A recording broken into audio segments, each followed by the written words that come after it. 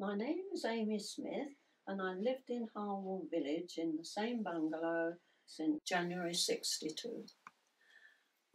I was born, I'm a Londoner. I started at the Borough Polytechnic on a 2-year course to become a tailoress. When we broke up for the summer holidays, I went back to school on the Saturday, the 2nd of September, with my gas mask and a small case with my clothes in, and the teachers were waiting for us, and we got on a steam train, and went to Exeter, where I stayed for 18 months as a evacuee.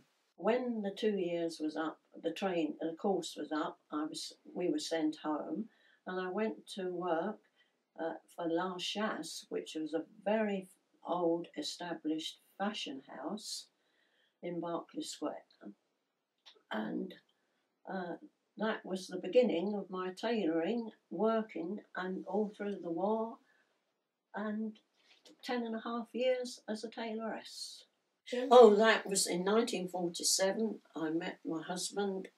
I'm still working tailoress, and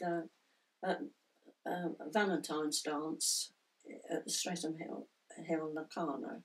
He got the evening news and was looking through the paper and saw an advert, and he said, I wonder if my radar experience would be any help. So he applied for a job, and he came to Harwell June the 1st, 1961. Next winter of 63 was very, very cold, and we had lots of snow. Were you still in the prefab? No, we moved here. Just tell me a little bit about living in the prefab. What was that like? We didn't. We never had a prefab. Oh, right. Okay, you moved straight here.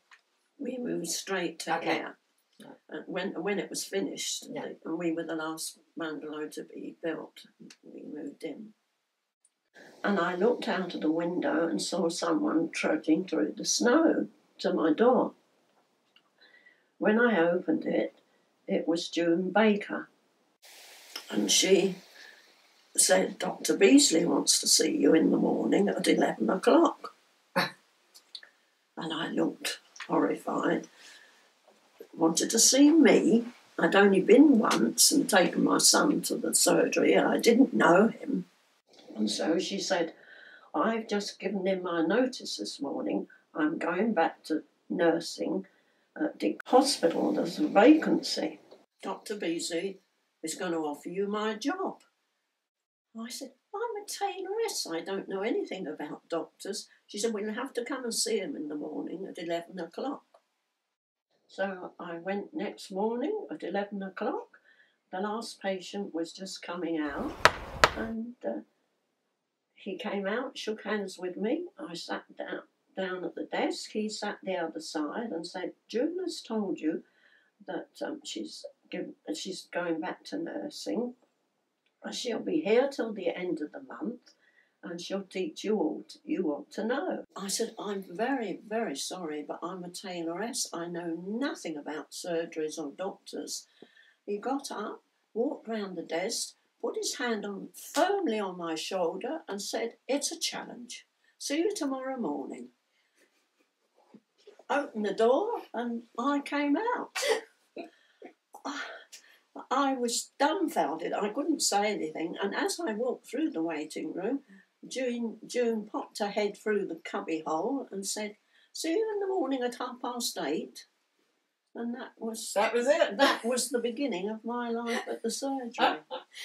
There had been a surgery in Harwell since 1882. Dr. Rice came to the village and lived in the Poplars, which was the big house which is now called Wells Head House. But it was the Poplars in those days, and he was seen riding around villages around as far as Wantage and East Ilsley on horseback to begin with. Then he bought a bicycle, and he used to go around on his bike. But if you wanted a doctor, you went and knocked on his front door. This is what I'm told.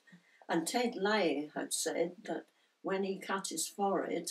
Then finally he got a car, but he wouldn't learn to drive, so a Mr. G was his chauffeur, always drove him around the village.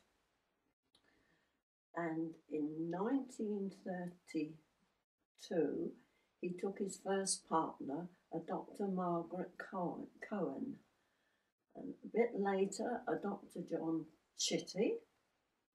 And then in 1938, Dr. Beasley came to the village and lived in the homestead. When I started in 1963, there was Dr. Beasley, was 5 doctors. Oh, fine. Dr. Beasley was a senior partner, Dr. Cruikshank, Dr. Reed, Dr. Storer, and Dr. Richardson.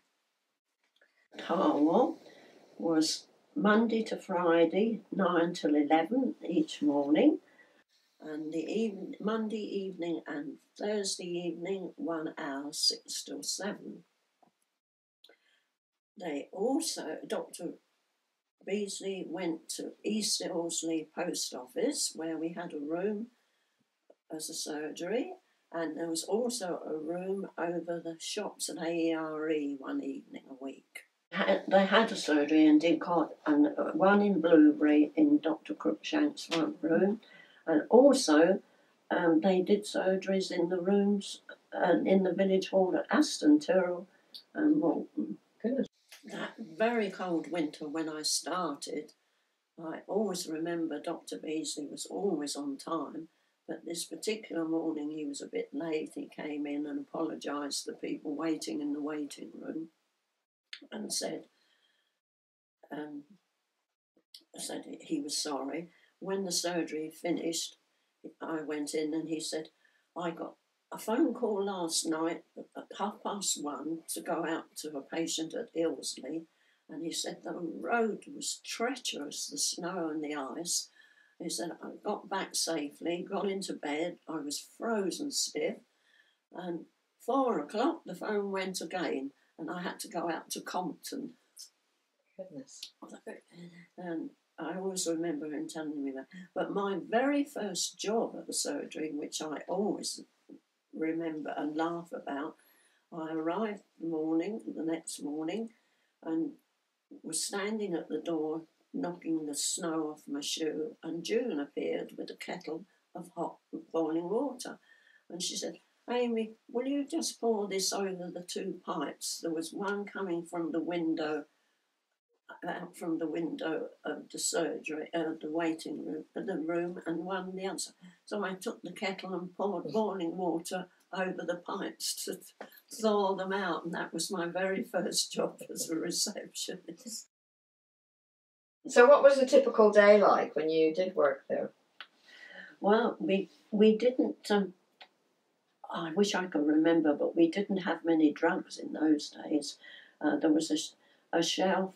The waiting room had a door off of it on the right, where the doctor's room was, and they had built a partition wall along the back, which was a passage into the other little tiny room, which was mine, and there was the sink and an electric plug and a shelf and a cubby hole where I looked through, where patients came to after coming out from the doctor with their prescription, and gave me the prescription, and the pills were in the little pots on the shelf, and there were 2 big jars. One had cough linctus and one had Miss Magtrisil, which I got from Warner's chemist as a powder, and I mixed in a large jug with a glass rod and water from the tap and filled up the big brown bottle and poured it into little bottles when it was needed, and wrote the directions on the label and gave it to the patient. And the tablets you tipped out of the bottle onto a blue plastic tray, and counted them, put them into a little pot, put the label on, and that was that. But we didn't, I wish I could remember, but I don't know what, we didn't have many drugs in those days. And I used to collect them from Warner's the chemist. It's interesting that people didn't go to the chemist to pick up the drugs, but they got them from the surgery. Yes, and you weren't trained as a pharmacist. A tailoress. I knew nothing, but I'm sure those days it was so different. But it was only you. I mean, there wasn't a receptionist as well. No, nobody else. Yeah. And then, of course, in those days, there was no sterile needles or syringes or anything, and you had to boil all the instruments in an oblong container, which you plugged into the electricity with water in it, and you boiled the instruments. And then when they were cold, you took them out and they were used again. The last Wednesday of the month, when June was leaving, she said, it's so cold, I'll bring the books round to your house, Amy, and we'll do the books this afternoon. I said, books? What books?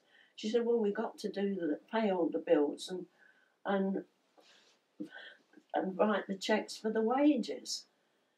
So she came round to my front door with a big cardboard box under her arm and her handbag, and we sat at the table, and out came 2 checkbooks, one with Dr. Beasley and Partners written across the top, and the other one was drug account, and out came all the bills, and she wrote all the cheques for the bills. And then she wrote the wages, and there was a bill from, we were in Berkshire still then, and the doctor's wages were written and cheques were done. And then the £0.50 for the prescription charges, was how much they were. That's what people paid. Pay £0.50. You had a piece of paper, a pad, and it was divided into squares, and you put a cross on it every time you took a £0.50. So at the end of the month, you counted up the £0.50, took them to the bank, and then you sent a cheque to Berkshire Health Authority with the prescriptions. Dr. Beasley's wife was ill, and it was quite a surprise to the doctors and to everybody.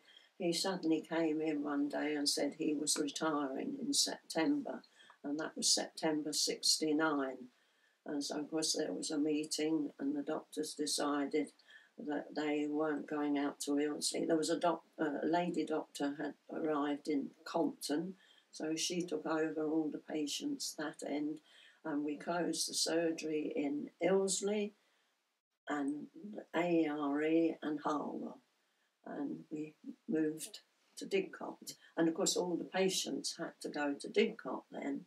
I decided I'd enjoyed working on my own, and I got used to it, but I wasn't very keen on the idea of going to Didcot. It seemed too big to me. So I went down and saw Dr. Cruikshank and said thought I would retire with Dr. Beasley. And he said, no way. He said, we've got used to you, we enjoy you working for us. How about if you come here 1:30 till 5, Monday to Friday, and Thursday, and the last day when you do all your bookwork, you don't have to come in at all. By then I'd got my own little mini, and I thought, oh, I suppose I'll try it. And I was there, worked for them for 23 years altogether.